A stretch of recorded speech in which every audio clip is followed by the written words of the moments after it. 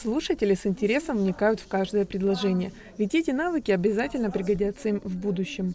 Мы все знаем, абхазский язык является государственным языком в нашей стране, и преподавание этого языка является обязательным. Это государственной важности дело. Поэтому к преподаванию абхазского языка во всех районах Абхазии, а тем более в Галском районе, нужно подходить с большим профессионализмом.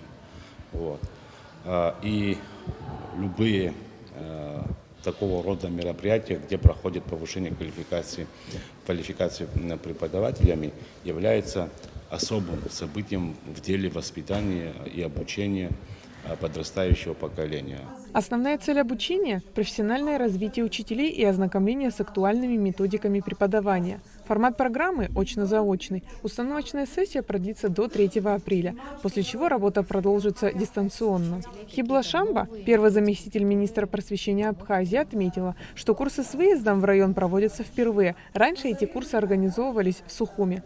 Наши языковеды постараются свою работу так организовать, чтобы донести до учителей какие-то новые методики, которые помогут им в работе с молодежью. Очень надеемся на то, что результаты будут хорошие. Курсы проводят ученые и языковеды АГУ. Теория важна так же, как практика, поэтому практическая часть на курсах дается своевременно, чтобы закрепить полученные знания. На практике слушатели выполняют различные упражнения когнитивного, коммуникативного характера, проводятся интерактивные занятия. В Абхазии, в наших школах, в русских школах, в армянских школах есть специальная методика, которая, конечно, резко отличается от методик родных языков, преподавания, обучения родных языков.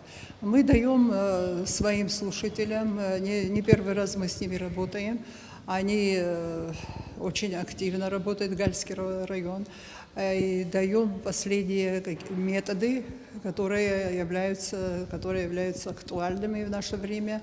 Это не значит, что мы отказываемся от традиции. Традиционная методика, конечно, существует. Мы не можем отказываться от традиционной методики, но плюс еще работаем над новыми технологиями, которые, очень помогают обучению второму языку. Согласно учебному плану Министерства просвещения, абхазский язык в Галском районе преподается с 1 класса, в отличие от других районов, где он изучается со 2 класса.